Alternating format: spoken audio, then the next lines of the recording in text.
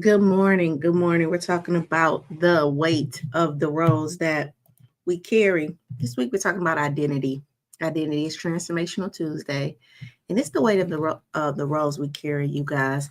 Yesterday we talked about self-abandonment, disappearing, right, to be loved. Why do we disappear to be loved, right? I think that was a great conversation. And today we're talking about role fatigue, all right, being stuck in an identity um long after the crisis is over. All right. Like I said, a lot of times we have to be mindful that a lot of the roles that we've taken on, like the strong one, the fixer, the caregiver, right? The one who has it all together, you had to be that, right? A lot of us had to take on these roles in these in our family dynamics just because there was the need. And that is, I think, the genius of being that is the genius of being um a youth, right? When you're young, your mind really is so fluid that it will take on the responsibilities that it needs to make sure that the family survives, which is why we call it survival mode, right? But here's my question: what would it mean to actually retire that role, right? What would it mean to actually retire that role if you could? We're talking about the weight of our roles on this morning. And let me tell you about a client that I worked with. All right. She came into my office exhausted, not physically tired, but in a sense, her soul was tired, right? Like she had been doing this for so long. All right. She had been doing this for so long. And it really, um, it really had her exhausted. All right. So she said to me, Dr. Sheila, I'm everybody's go-to person. When there's a crisis, right, they call me. All right. When someone needs advice, they they call my phone. When someone breaks up, I'm the one who is there to help their relationship back together. But nobody asks me how am I doing. Okay. But nobody asks me how am I doing. Nobody ever shows up for me the way I show up for them. So I had to ask her, when did you become the strong one? When did you become the strong one? And she paused and she whispered, I don't know, right? I think I was always the strong one. And I said, no, that's not true. You became the strong one because no one else was. Someone had to hold it all together when you were young, and that someone was you. All right. At that moment, I think that she just got flooded with emotions. So you can just see the tears fall out her eyes. Because here's what she didn't realize. Here's what she didn't realize, and so many of us don't realize that the roles that saved you in the past are possibly highly likely suffocating you now. All right. You're not just tired, you're tired of being that person. You're tired of being the go to. You're tired of everyone calling you for those heavy lifts. So, today we're talking about the weight of these roles, right? When being a caregiver, the fixer, the achiever becomes your identity, you guys, and you've forgotten who you are without doing that. All right. Can we go into that conversation on this morning? Because I do think it is so important that we understand, the importance or this heaviness or this weight. So today we're talking about interactions with others, which is our relationships, right? And I think that from fear, again, we talked about the self abandoning yesterday. From fear, we tend to hold the same roles and not really change and grow the way life is requiring us to. And as a consequence, we're being stuck. We feel stuck, right? In these spaces and places because we have we feel like we can't change. All right. And I just want to say, we don't have to judge our past, but we do need to be aware, like, is that season of your life over? Right? Do you have to still be the savior, especially to your adult siblings, to your adult parents, to your adult friends, to your colleagues who are adults. Okay. Now, again, when the brain took on that role, it took it on unconsciously when you were youth. But now you're adult and you get to choose a different role, you guys. Listen, my why for this session is I created this lesson truly because too many people are stuck in roles that they never chose. In a sense, these roles were inherited. All right. They were inherited. You became the strong one by default. All right.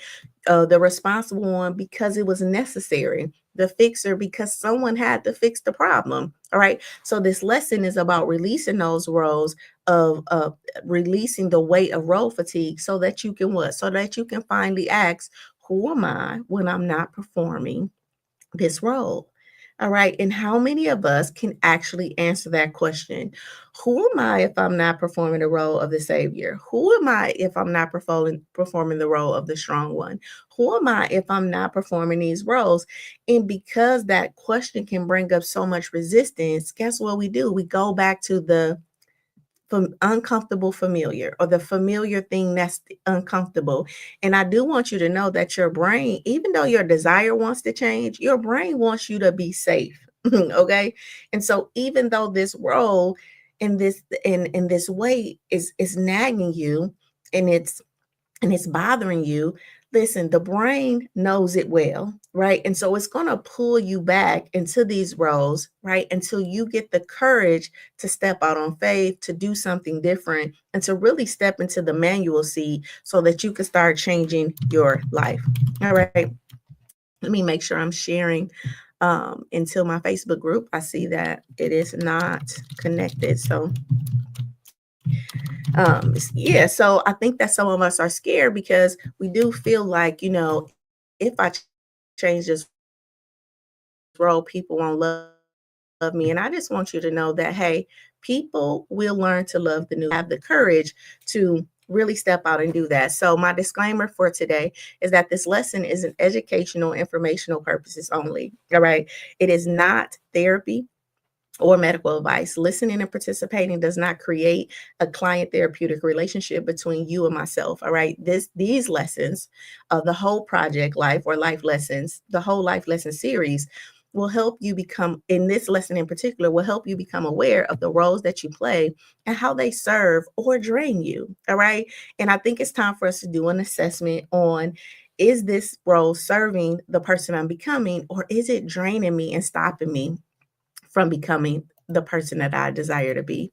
All right. So this lesson will help you become aware of the roles that you play and or how they serve you and how they drain you. Because what awareness is the first step. But we know that transformation happens when you take action. By learning to release these, when you take action, by learning to release these roles, set boundaries, and receive the support that you need. And I think that is where we get stuck. It's when it's time to activate. Our minds are so intelligent, but remember, our minds want to what? Conserve energy. That's the first thing that the brain wants to do. And because it wants to conserve energy, or ruminating about all the possibilities, but we have to step out. I want to welcome you back to Life Lessons. Drop a word in the chat and let me know how you're feeling on this morning. All right. Let's take our deep breath. No pressure, just your presence on this morning. All right, just your presence on this morning. Drop a word in chat. Let me know how you're feeling on this morning. I'm feeling all right. My shoulder is still kind of tight. Can't really turn my neck. I might go see a chiropractor, or maybe that some people who like stick the pins in you, acupuncture or whatever. Feel like some energy is built up that needs to be released. All right. And so I think I'm going to do that. How are you feeling on this morning? All right. Now, as you drop that, I want you to inhale, I am more than the roles that I play. All right. And then you're going to exhale, I release what no longer serves me. As you do that, I want to welcome you back to Project Life, or to Life Lessons. Life Lessons is a part of Project Life. Project Life is an intention or an initiative that I started this year to really help individuals turn theory into practice, where we turn awareness into alignment, and will we make healing a habit. Okay. Will we make healing a habit? The first thing we want to do this morning is we want to do our body scan. right? Just to get present in our body, soften our ears, and just come to, our presence so that we can, take of this lesson what needs to be taken for us, right? And then let go what doesn't.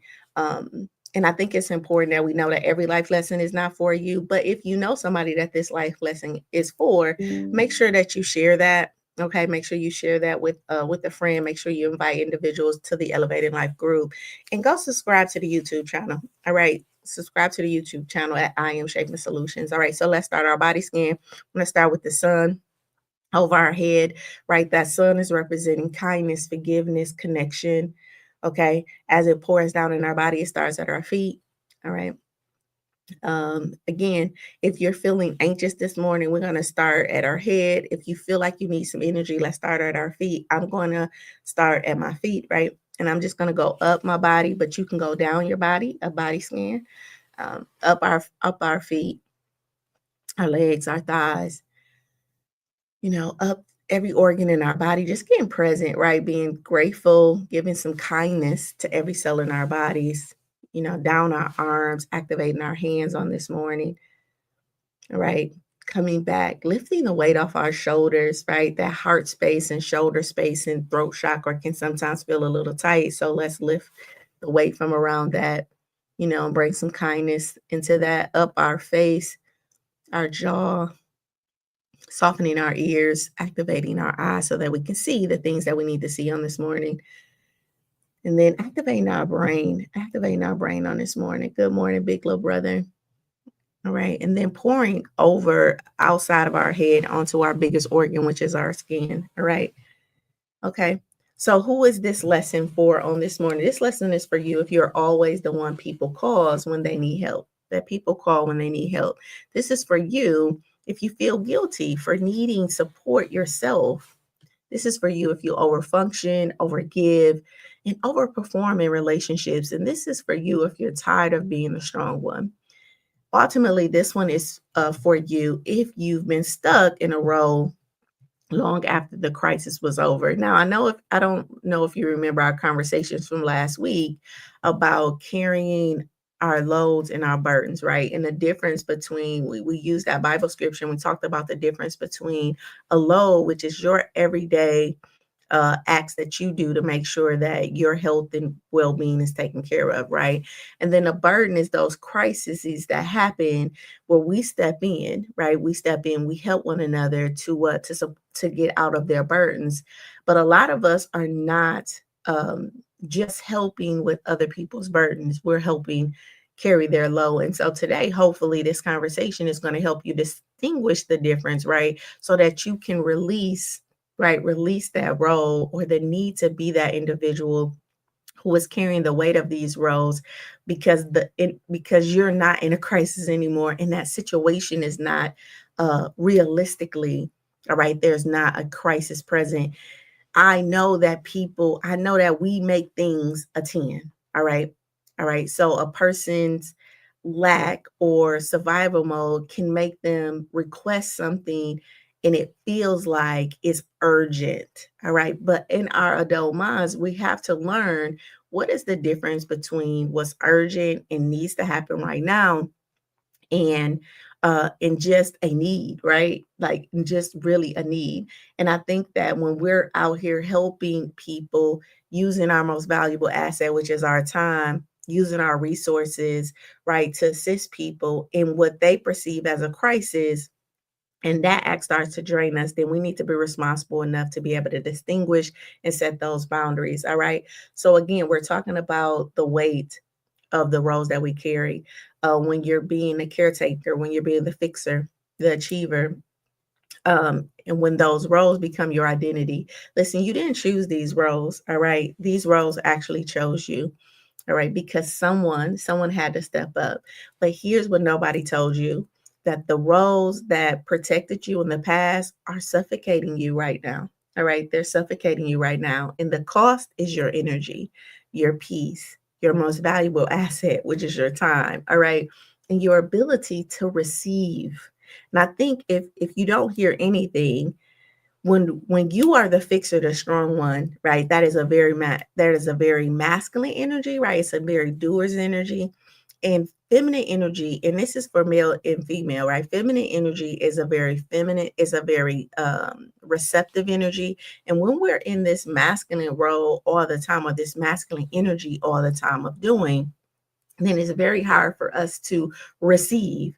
Although we have a need to receive, right? We want people to help us. We have a desire. A lot in a lot of our language is nobody helps me, nobody cares about me, right? But if you're not in receptive mode, right, because you are doing everything and you're fixing all the problems, then it's very hard to even communicate or teach people how to give, right? And even if somebody asked you if you wanted help or assistance, I want you to reflect and see how often have you rejected that from fear of what they may judge you for, from fear of what you may think they would say, or how they would perceive you.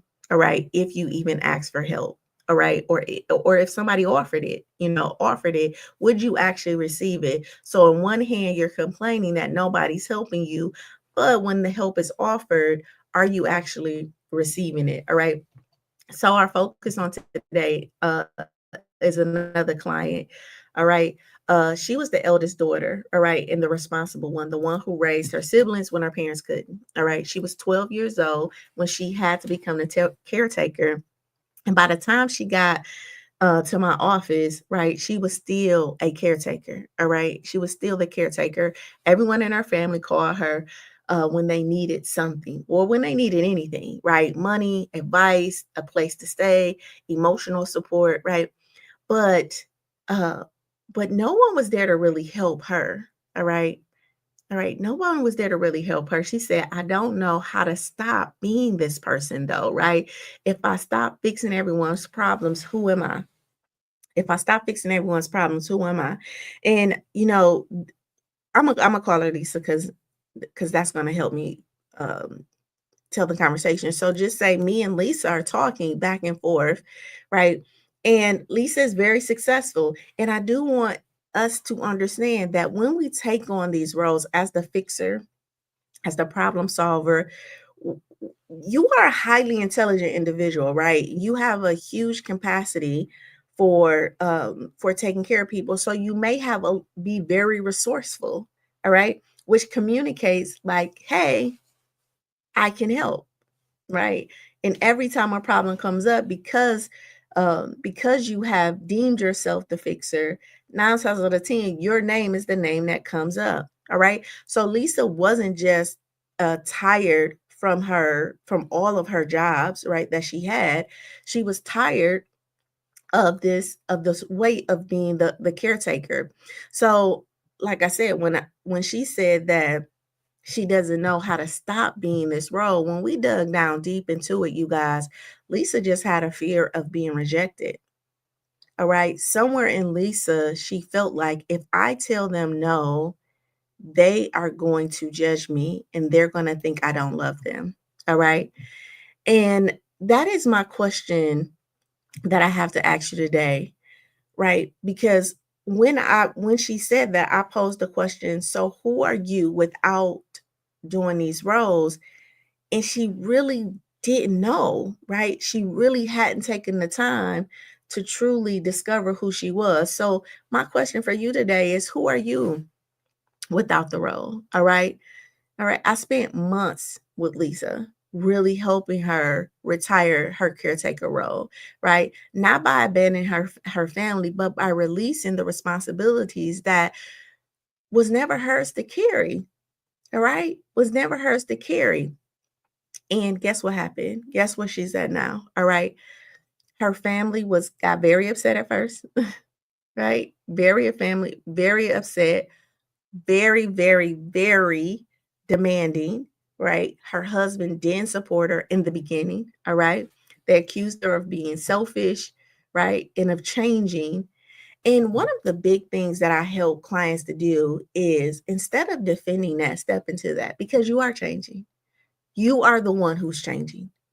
They are not changing. So when they say you're changing, you're being selfish, lean into that. You're right. I am changing and I am being selfish. All right. So it's kind of like the if you ever saw the Chinese the Chinese handcuffs, right? You put your finger in, and the more you pull apart and the more you try to pull and pull, the tighter the Chinese handcuffs get. But when you push in, right, and you allow, that's how you get out of them. A lot of times in our arguments, especially when we start to change and shift and transform, there has to be a level of allowance in that, right? Allowing people to feel how they're going to feel, right? And not really resisting it and trying to explain, because the more you do that, the more you resist, right? The harder it is to, in a sense, change that behavior. So one of the skills that I taught her was, okay, but you are changing, right? And she's like, yeah, I am, but it's not the way they think. It doesn't matter, right? If it's not the way they think, we're not getting into the details about it. What we want is to agree. We want to find a place to agree.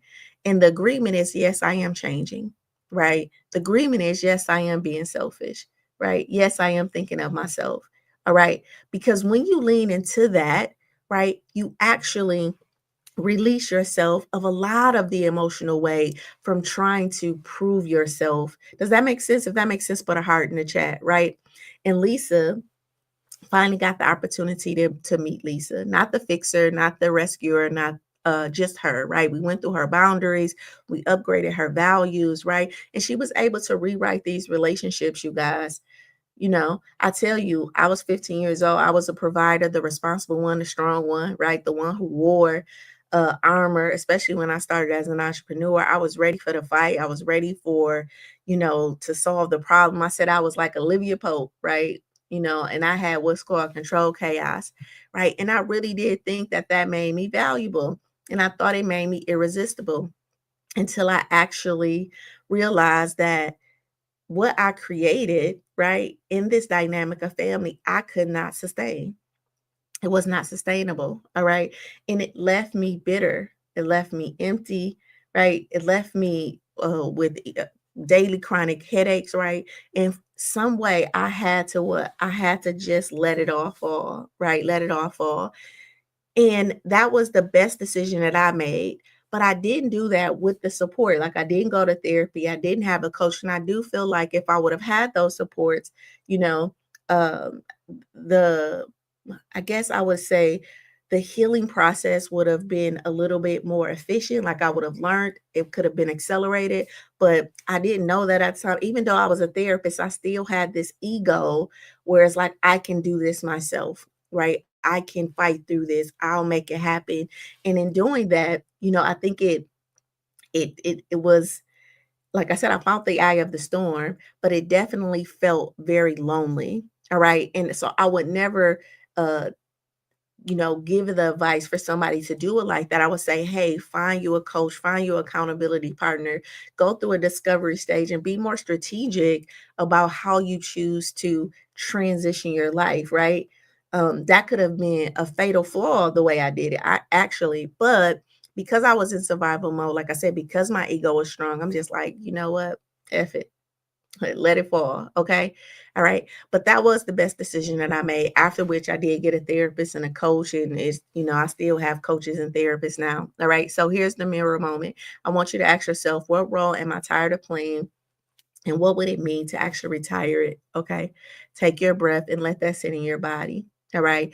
What's important? And more importantly, I want you to ask yourself, where are you afraid? What are you afraid will happen if you stepped out of this role? All right. What are you afraid will happen if you stepped out of this role? Here's 5 things that I want 5 things your relationships want you to know. Okay. Before I go into that, I want to talk about healthy relationships.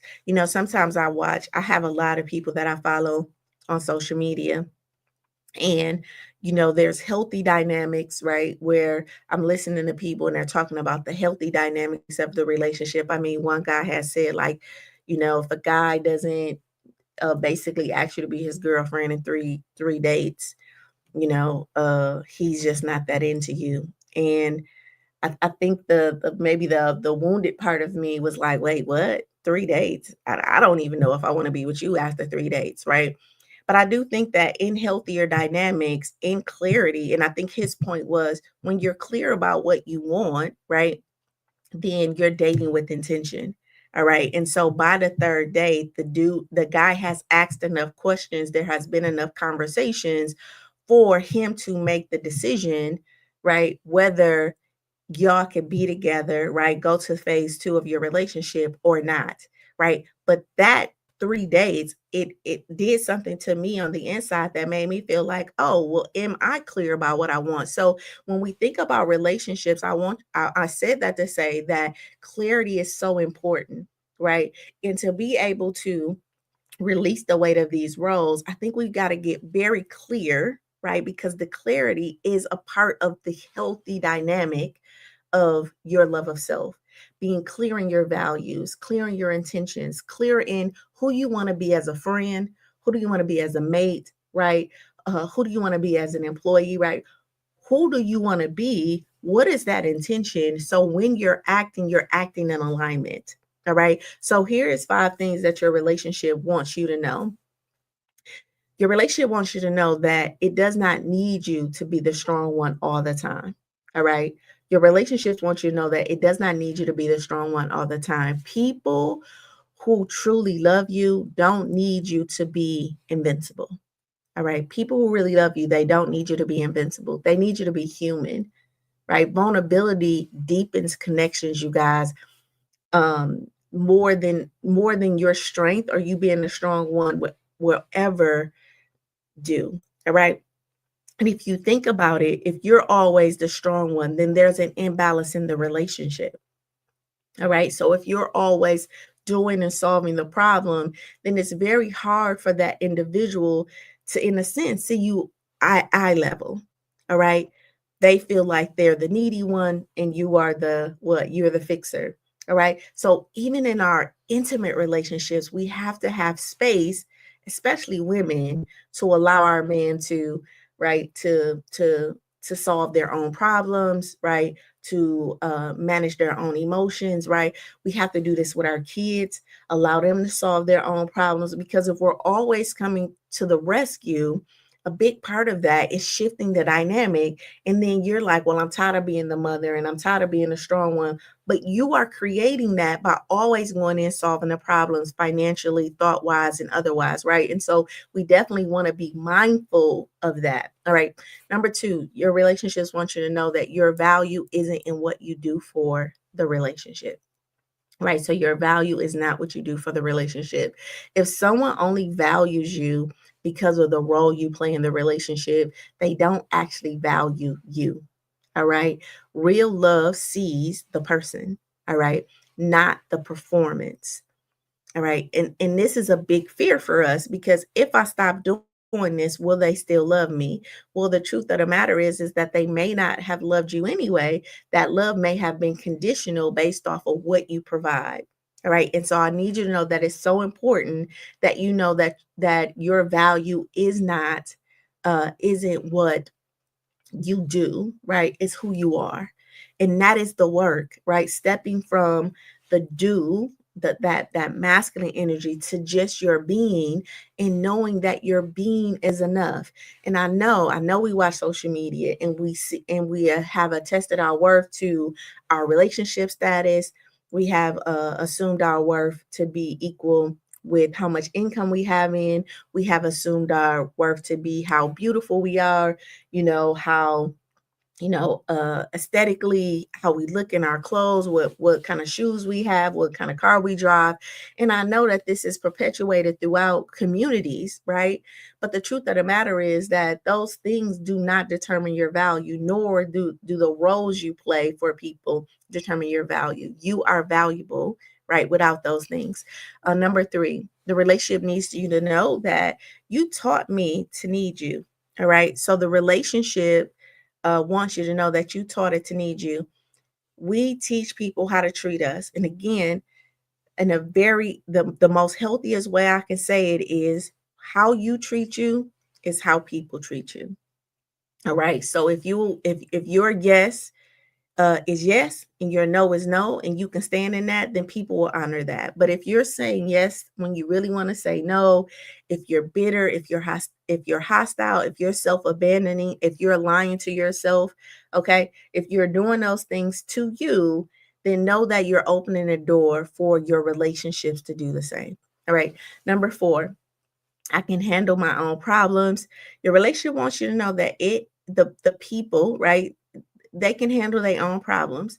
A lot of times we just don't give people the credit, right? We just think people are fragile and they not gonna make it, and that, if you don't help them, that what's gonna happen to them. And the truth of the matter is that they can handle their own problems. People are more capable than you give them credit for. All right. And a lot of times we don't give people the credit because we don't give ourselves the credit out of all the stuff you've done and all the help you provided and how resourceful you've been in your life.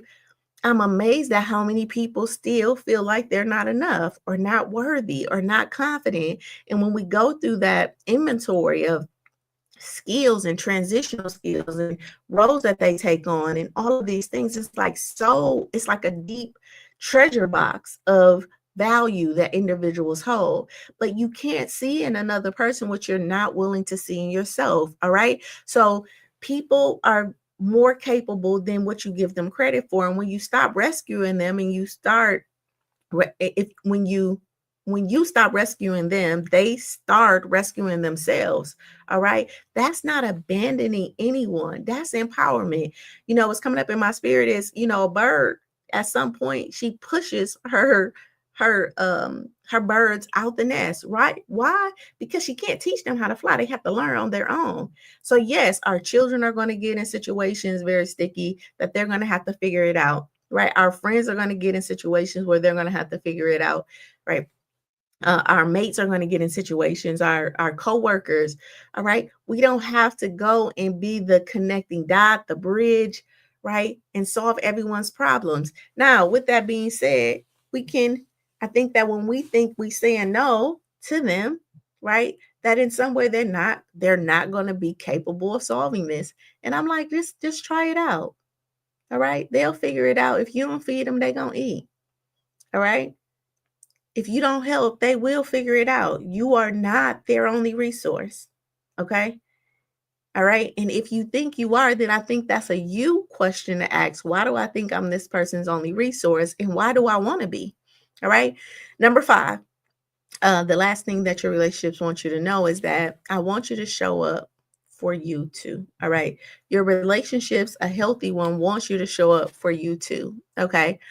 Um, so you can't you can't really show up in this relationship if you can't really show up for you if you need the relationship. So if you never ask for help, if you never let the relationship know that you're struggling emotionally, financially, physically, or whatever, right, then there's no space for that relationship or individual to love you back. All right, to even give you back what you have been giving it. All right, you know, it was a time where just being in receptive mode was so challenging, right? It's like being in the seat and letting somebody hug you, right? Allowing people just to kiss all on you, allowing yourself to be flooded with compliments like, oh my God, you're so helpful, you're so beautiful, you're so loving, right? How often when that compliment comes, where you just dismiss it and say, oh, it's nothing. Oh, this old jacket. Oh, I just pulled my hair back in a ponytail. Oh, I need to get right. In some way, you're rejecting life, right? When it is trying to compliment and acknowledge you. Okay. And another thing that we do is like, we have to know that life is so sophisticated. So it could be a stranger, like, oh my God, you're so beautiful. Right.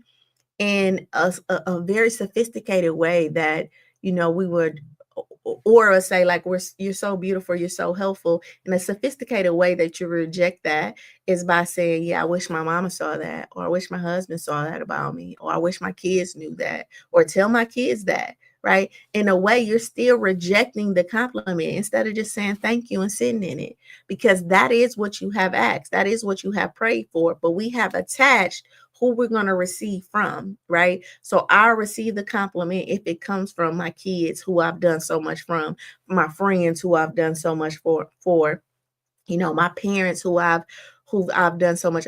I'm waiting for them to give it to me, right? And it's like, but maybe they don't have the capacity to give it to you. All right. All right. But it doesn't mean that you're not important. And it doesn't mean that the works that you've done are not important. Right. And it also doesn't mean that you can't retire this role. Like a lot of us are waiting for them to finally realize how good of a person we are before we stop. And it's like you can stop before they acknowledge it. It's okay. All right. All right. So here's some insight. You're wrestling with role fatigue, right? Being stuck, and role fatigue is being stuck in an identity of the caretaker, the fixer, the achiever long after the crisis is over. All right. Because these roles, and you're suffering because these roles are suffocating you. All right. So you're not tired from hard working, from working hard. You're really tired from being that person all the time. All right. So you go to work, you 9 to 5, you got to be that person. You come in the house, you got to be that person. So it's like you're on all the time, right? Taking care of somebody's problem. And again, I just want to offer you this. That if that is creating bitterness, if it is creating unforgiveness, if it is creating hostility in you, you have to live with that emotion. All right. Your body has to wake up in that emotional environment that you are holding by choices that you are making. No one is imposing anything on you at this grown age and of adult. You have choices. All right. And a lot of times we are pointing a finger. Well, if they just stop asking, then I wouldn't have to say yes. No, if you say no, then they'll stop asking. Right. So we want to take as least responsibility in this as possible. And it's like, no, you are 100% responsible for your emotional state right now. Right. You are 100% responsibility for your physical state right now. Right. And I know it's easy to say, well, if they would just stop calling me, or if he would just stop doing this, or if they would just, yeah, but they not. All right. Let's just act like they not. And let's act like it's 100% your responsibility and see what happens. All right. The real value, again, is when the real value in knowing this is that when you retire the roles that drain you, you actually create relations, you create space for relationships that are uh reciprocating, right? That actually fill you up. Now, again, another thing I tell people is some people capacity is just not there. Like, so I have a brother, right? A lot of people know I have a little brother. So I have my little big brother who is Roosevelt, but then I have a younger brother. He's 40, and he has mental health issues. And he's often calling me for assistance and help, right? Him and my mom. And, and I've created boundaries around how I'm going to help them. I'm going to say this. There is no way possible that the help I give them, they can give it back equally. All right. So there is in a sense, and I'm using this word softly so you can get what I'm saying. There is a drainage or a pull from them, right? They have mental health issues. Their capacity is not there, right? Their emotional capacity, financial capacity, and things like that. If I lean though on them to get some reciprocity, I would stay empty because there's no way that they can fill me back up. So a part of my responsibility is to get a community of individuals around me who are filling me up. Friends, family member, making sure that I'm, you know, uh, doing the creative things and, and painting and exploring spaces, right? That's actually giving me the energy. And I think that as adults, we're not creating the environments that we need to create as adults to supply us with the energy that we need to serve at the capacity that we want to serve our friends, our family, our loved ones, especially being in this what we call a sandwich population, where we may be taking care of our kids and taking care of our parents, right? At that point, well, your kid is a dependent, your mother or father is ill, so it's no way that they can even provide you with the energy that you need. So as a consequence, you need to be out, right, networking and building relationships that pour into you, right, so that you can be of service to these individuals. But a lot of times we look around and every part of our life is serving, right? We have no place where we're creating, generating energy, where the relationships are reciprocating. And a big part of that is because we haven't stepped out our comfort zone, we're still wearing this role for this role of being the helper as an adult. And so we are attracting people who need help versus healing that wound, right? Strategically and intentionally helping the people that we need to help and serve, and then being in receptive mode where we are attracting people who can fill us up, and then have like some type of dialogue or emotional exchange, energetic exchange, and things like that. If that makes sense, put an 8 in the chat. All right. I have a client that said, when I stopped being everyone's fixer, I finally had the energy to focus on my own life. And when she focused on her own life, she switched churches, she got a new friend group, she started to do so many things that she wanted to do, right, that aligned with the woman that she was. And I'm talking about a woman in her 50s. All right. So it's never too late, you guys. All right. Research supports this by saying studies show that chronic over functioning in relationships lead to resentment, burnout, and relational imbalance, you guys. When your roles are fluid, when your roles are fluid rather than fixed, relationships become more healthy and more reciprocal, right? What is fluid movement? When there's more movement, more flexibility in your relationships, more space for you to say no, right? For you to show up 30% one day, 100% the next day, 70%, right? These relationships are fluid. But when you are stuck in fixed relationships where you got to show up on all the time, saying yes all the time, listen, that is creating um, resentment, bitterness, burnout, right? And relational imbalance, because nobody is fixed. We all have a level of fluidity. What does that mean? Some days I wake up happy. Some days I wake up tired, right? A little bit more tired. Some days I wake up and I just gonna stay in the bed, right? There's a level of fluidity, and especially in women who go through hormonal changes, right? So you have a cycle that you're going through, right? Even men, their cycle goes through the day. They wake up on spring, right? Have a lot of energy in the morning, a lot more drained in the afternoon, right? So nobody is fixed, but we tend to get in relationships that don't even mimic who we are as human beings. All right. And that is an unhealthy dynamic. All right. And that needs to be fixed. All right. So today we're talking about interactions, and there's 5 essential things that I need you to know about interactions, that interactions and role fatigue. All right. Roles become identity when you forget who you were before you took on the role. All right. Or if the role was activated before you figured out who you were. Okay. So that's 2 things. So roles become identities when you forget who you were before you took on this role. All right. So that's taking on the role as the mother, the caregiver, things like that. Or a lot of us, when we had to step into these roles earlier, a lot of times we didn't even get activated. Our self didn't get activated, right? And so all we know is being the strong one. All we know is this. But how do we know it's out of alignment? Because it's draining us, because it's some resentment there. Okay. All right. When you were not born the strong one, you became the strong one. You were not born the strong one, you became the strong one. And you can choose to unbecome that, or learn how to be what? In receptive mode. All right. Number 2, people will resist when you change your role.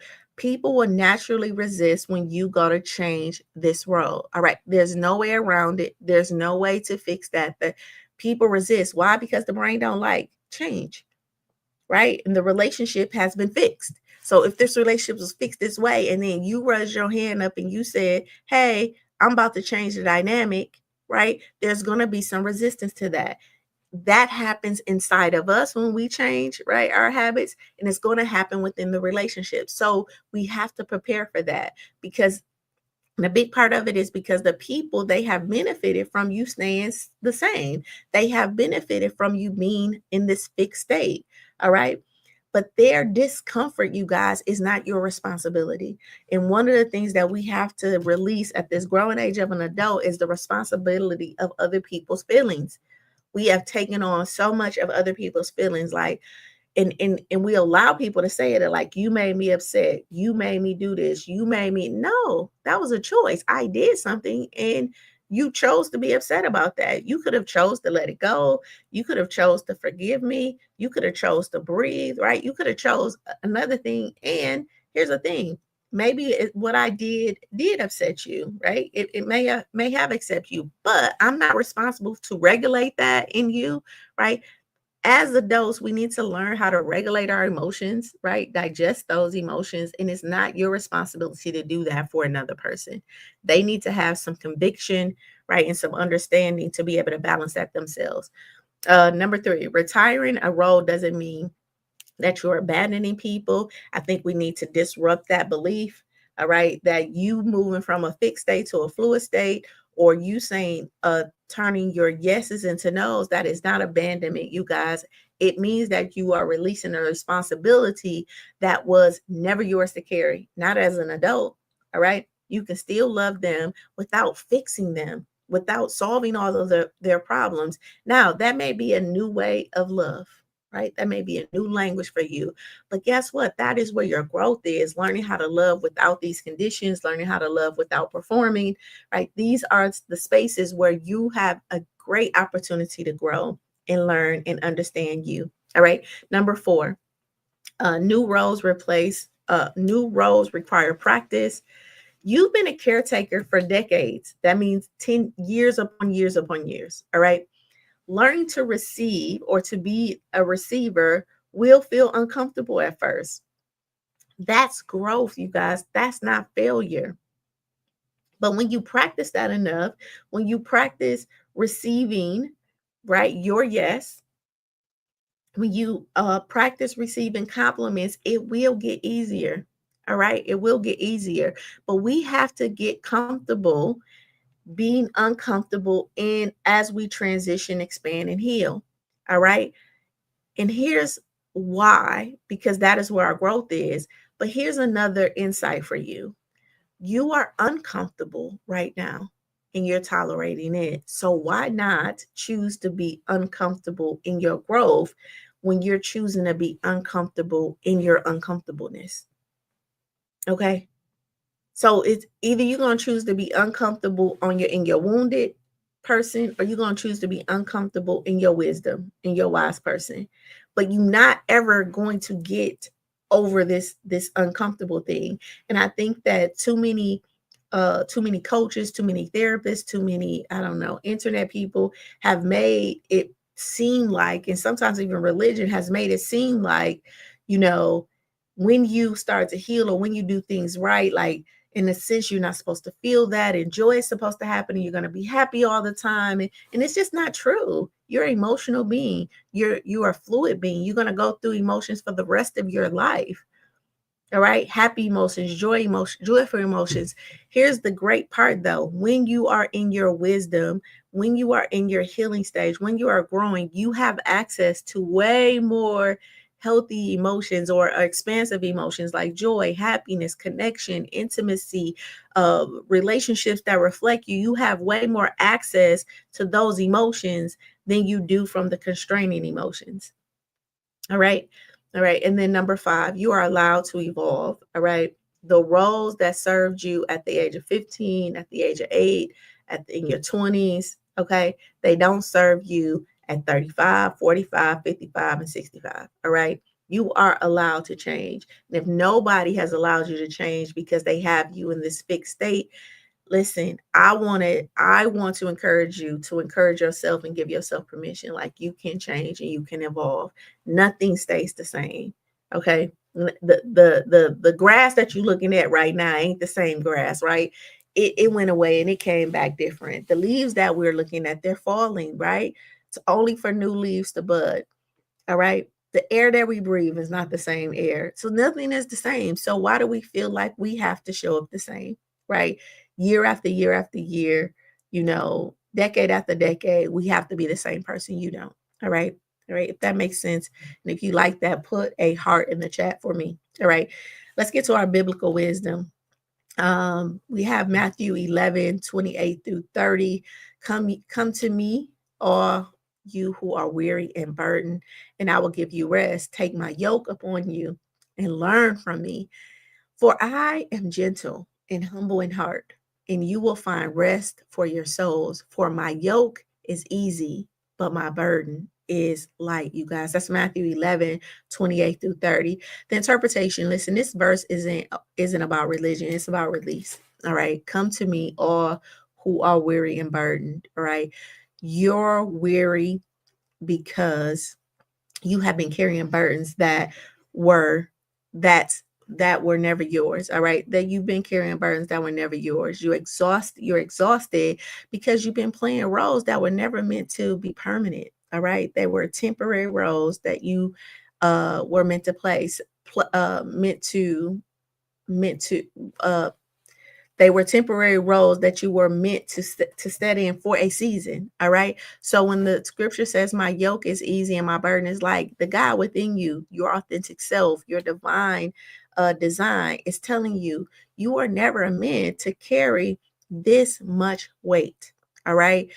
And we will tell ourselves something like, God won't put no more on you than what you can bear. No, God won't, but you will. I'm going to say that again. We'll say something like, we'll spiritually bypass this, and we'll say, God ain't going to put you through nothing that you can't bear. And it's like, no, God wouldn't do that to me, but I will do that to me. All right. So again, my yoke is easy and my burden is light. The God within you is saying you were never meant to carry this much weight. All right.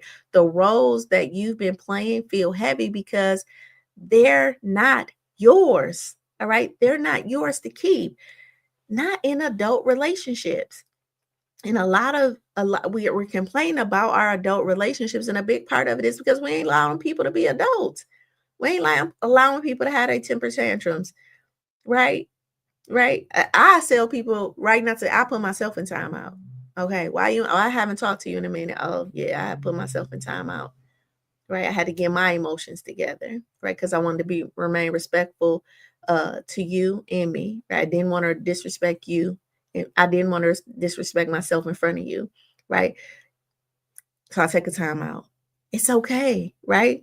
It's okay to allow people to go through their emotions, but we see people in their emotions and then we want to fix it. We want to call, we have these attachment issues where we want to make sure that they're good. We're calling, texting, and it's like, let them have that. They'll come back.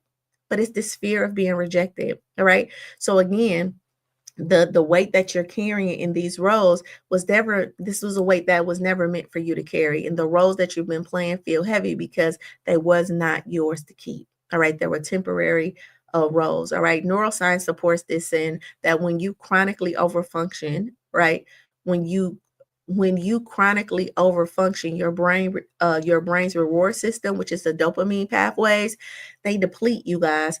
So you're giving and giving and giving, but you're not even receiving the chemical response that you should be receiving. This is called neurological burnout. So by nature, when you give, right, there's a reward system when you attain a goal, so dopamine is released it's like a rewarding chemical. But when you give and give and give, even that becomes burnt out. All right. But when you rest, your brain, your nervous system, your brain's parasympathetic nervous system activates. All right. And this allows your body to repair, restore, and recalibrate. All right. In modern times, this is what I want you to know. Stop carrying what was never yours. All right. The right burden feels light because it is aligned, you guys, with who you actually are. Hear me when I say that. The right burdens feel light. They feel liftable. They feel doable because they are in line to what you are. If you're going through something right now and it just feels too heavy to carry, and you're emotionally bypassing that or spiritually bypassing that by saying something like, God won't put me through nothing I can't stand, but you got headaches and you're in the hospital and you have anxiety attacks and you having all of this disease and you're going to drink and you're smoking and you're sexing, right? Then no, God wouldn't do that because, God designed you a certain way, right? To communicate to you. All right. So God wouldn't put no more on you than what you can stand, but you will, as a part of self-abandonment, as a part of a trauma wound, right? You will put yourself in situations that God never intended you to be in, right? And he's giving you these signals. Your body is giving you these signals, right? And you just need to start listening. All right. And go and get the help that you need. All right. Promise verse. For we are God's work, God's handiwork, all right, created in Jesus Christ to do good works, which God prepared in advance for us all to do. All right. So this is Ephesians 2 and 10. For we are God's handiwork, created in Jesus Christ to do good work, which God prepared in advance for us to do. All right. Notice this: prepare in advance for us to do. Not everyone's else, not everyone else's work, not every role, not every responsibility. Your work, the work you were designed for. God, the God in you knew what that was. All right. But you can't hear that while you're busy solving everyone else's burdens. All right. And helping everyone else survive. All right. So let me read that again. Notice, prepare in advance for us to do. All right. Not everyone else's work. So for us to do, not for everyone else's work, not for every role, and not for every responsibility. Your work, the work you were designed for. The God in you knows what that is, but you can't hear it while you're busy being everyone else's savior, helping everyone else out of their problems. You can't hear that. All right. And neuroscience supports this by saying when you operate in the zone of genius, the roles in the zone of genius is the roles that were designed for you. Your brain releases dopamine, which is that satisfaction and that reward, right? And serotonin, which is the well-being hormone. All right. But when you're operating outside of those roles, guess what? You feel drained, right? You're neurologically drained. You're not even getting the reward that you're supposed to get. And then the brain starts to release what? Cortisol, which is the stress hormone. And your body knows when, in a sense, your body knows when you're not aligned and when you're in the wrong role. And it's whispering to you. Listen, this conversation is not new.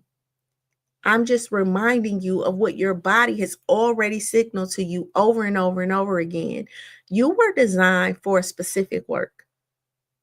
In short, you were designed for a specific work, not all the work.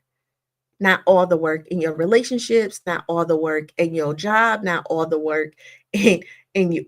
Even as a parent, we'll pride ourselves as being the mother and the father. No, you're the mother. You're not the mother and the father. I know that sounds, heroic, but you just the mother, all right? And you're doing the best you can do as a mother. And there's an absent father. And your responsibility as a mother, having an absent father, would be to go get role models, right? Because you were designed for a specific work.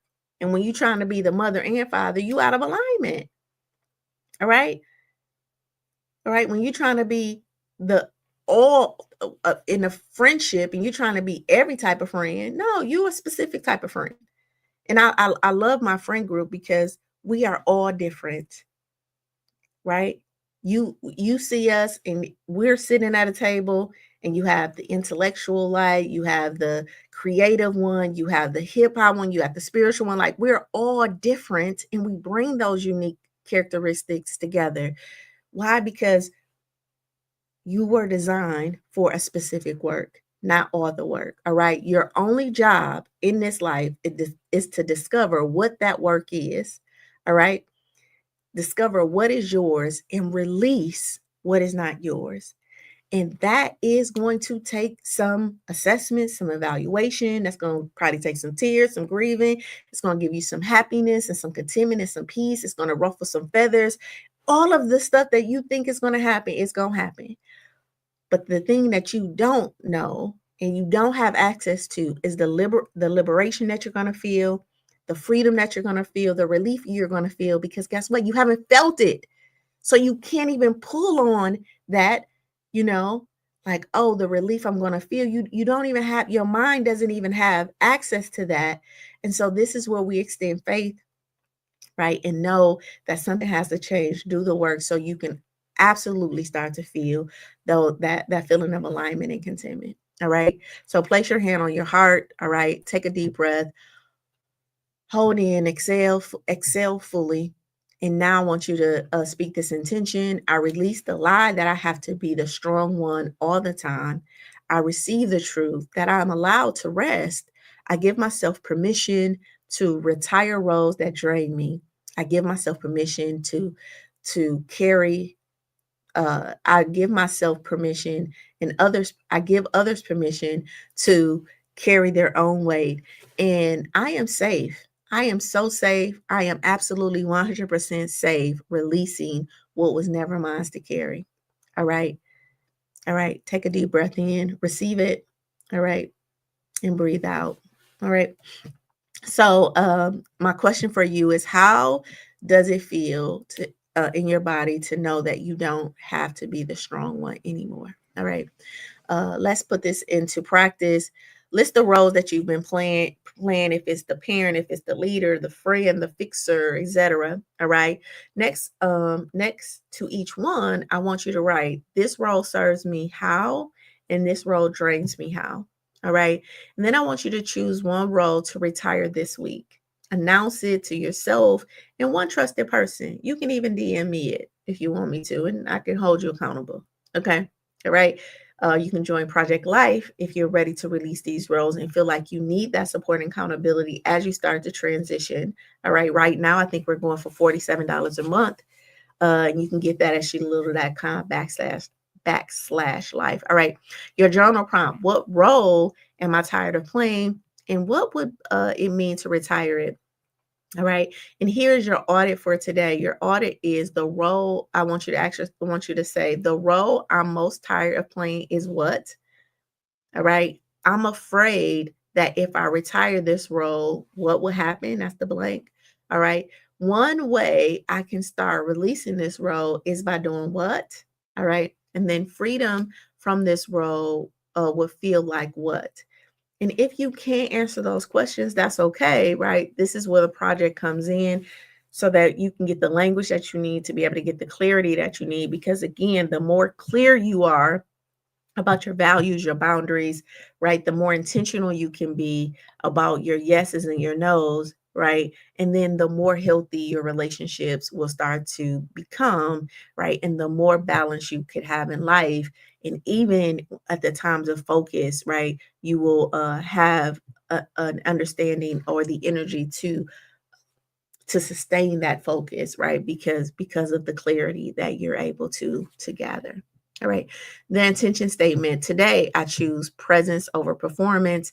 And then your bonus challenge this week, practice saying, I can't help with that right now. I can't help with that right now. Notice the discomfort that comes up. Notice the resistance. Notice the voice in your head, right? That's questioning that and wants to go back. Breathe through that. Let yourself know that you're safe, right? And that you're retiring that role. Now we can retire roles and we can pick up different ones, but right now we are practicing retirement. All right. If this lesson really if this lesson resonated with you and you are walking away with some insight on today, make sure you drop a fire in the chat. Let's celebrate our growth together. You know, I'm gonna have that call, that challenge, and that charge. My call is, what truth are you walking away with today? The challenge is, write this sentence. I'm tired of being blank what role, and I'm retiring it effective today. And then, I'm going to charge you with this every day. Go shape your life. All right. Not by holding everyone together, by letting yourself fall apart when you need to. Okay. Not by holding everyone together, but by letting yourself fall apart when you need to. Closing reminders.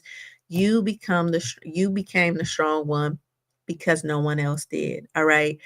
But you don't have to be the strong one anymore, you guys. All right.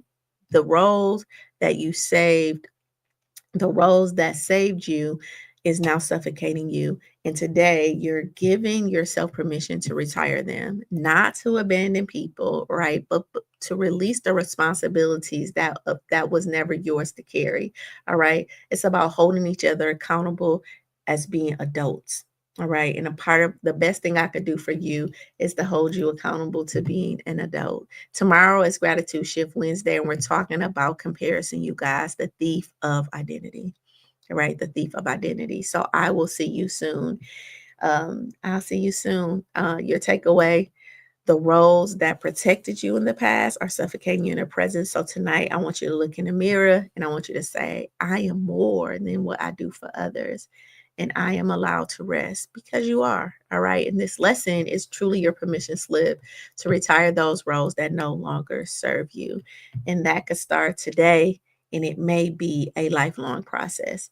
So I want you to know, I want you to remember this. If you can shape it in your mind, you can have it in your life. And I want you to know that I love you. I love you. I love you. And I will see you tomorrow for that life lesson.